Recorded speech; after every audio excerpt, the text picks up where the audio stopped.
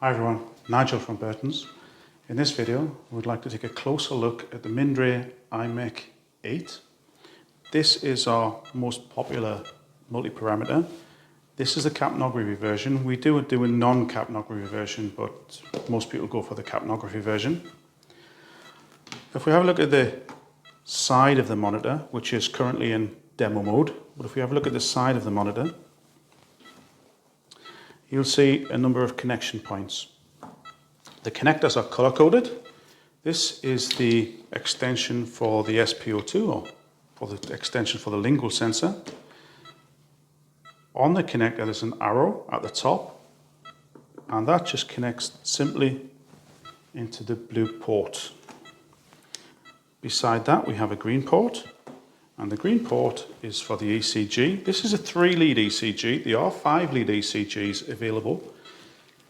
This is 3-lead, and it comes with these atraumatic clips. However, you can use the sticky electrodes if you so wish. And this connects into the green port. Here we have the recess for the water trap. Now the water trap has 2 small channels at the top, so when you put it in, match those up with the holes on the machine, click it into place. We have the sampling line for the capnograph, and it has a lure lock connector, so that is simply inserted and turned to lock into place. And on the other end is the ET tube connector. Again, lure lock, connect that in place. We've already connected the SpO2 extension lead.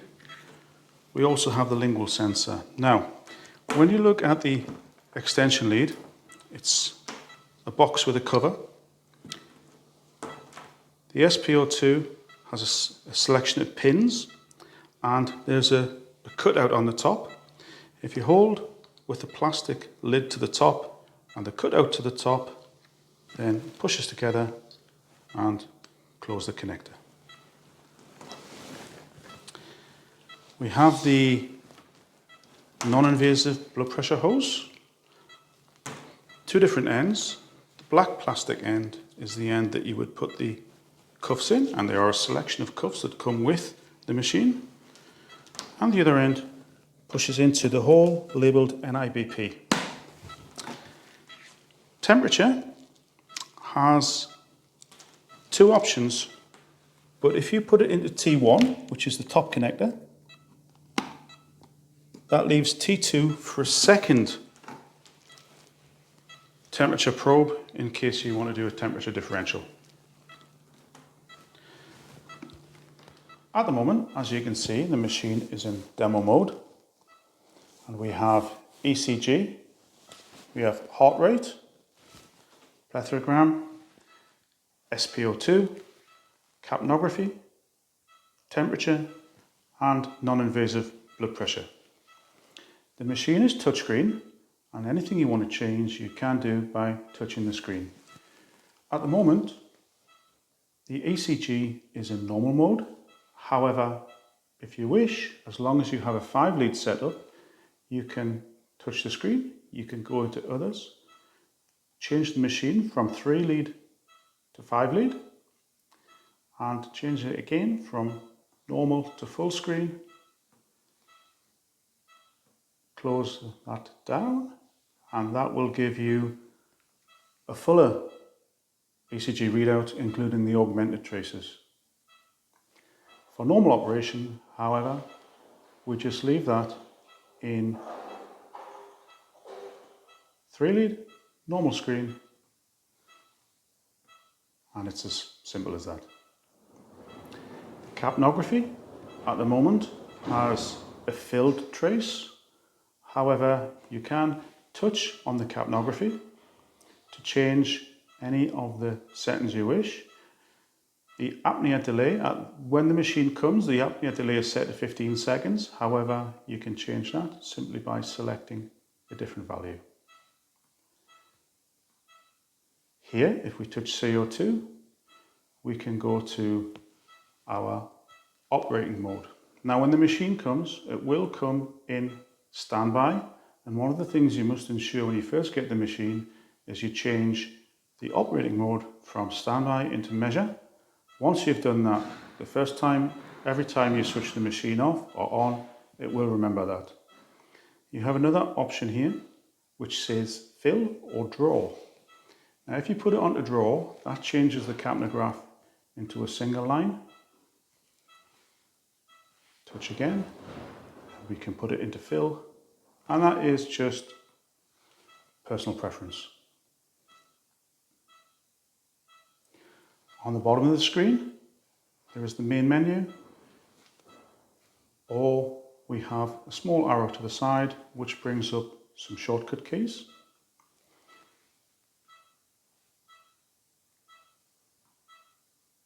The alarm setup is where you can change all of the alarms at the same time. Now the alarms are configurable and you can switch them on or off. However, some alarms can't be switched off.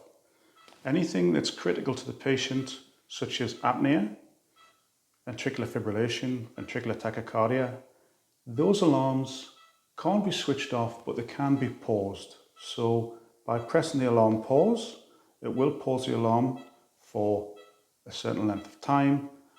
There's a countdown in the top right hand side of the screen. Once that counts down to 0, the alarms will reset. To pause again, you would have to pause again, or you can press the alarm reset button. The freeze button will freeze anything on the screen that you tell it to. So if you want to freeze the ECG, which is now frozen, if you see something you're not happy with, you can freeze and take a closer look. Or you can freeze any of the other parameters simply by selecting which ones you would like to freeze. Again, down here is the menu button that does the same as the touchscreen menu. We have the record button, which is for the printer. There is a printer available that goes on the side of the machine, and the printer will print off such parameters as patient information, it will print off blood pressure readings, it will print off a single trace ECG. Here we have our non-invasive blood pressure button. Now the NIBP can be set to record automatically every minute, 2 minutes, 3 minutes, 4 minutes, that's whatever you choose, or it can be manual. In manual mode, to take an NIP blood pressure reading, you would need to press the button every time you want to take the reading. In automatic mode, you just need to press it once. After you've pressed it the first time, it will read continuously after that. We do have some optional extras for the Mindray iMec8. One being the exhaust kit. When you're sampling patient gases, it will be vented into the room having been sampled. The exhaust kit simply attaches onto an outlet on the side of the machine and then into your scavenging system. Another accessory is the printer. Now the printer will print off patient information, it will print off blood pressure readings and a single rhythm strip from the ECG. I'd also like to introduce the rolling stand,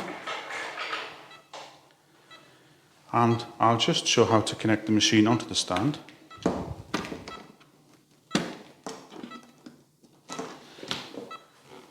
On the back of the machine there are two cutouts that match up with the two lugs on the stand, like so, and simply click into place. On the stand there's also some handy hanging points for any cables that you might be needing to store when the machine is not in use.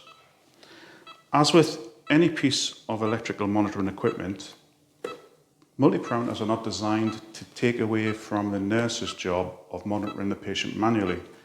It serves as a backup, but can provide some early warning and some information that you wouldn't normally see doing manual checks. This is the Mindray iMec8 from Burtons. Thank you.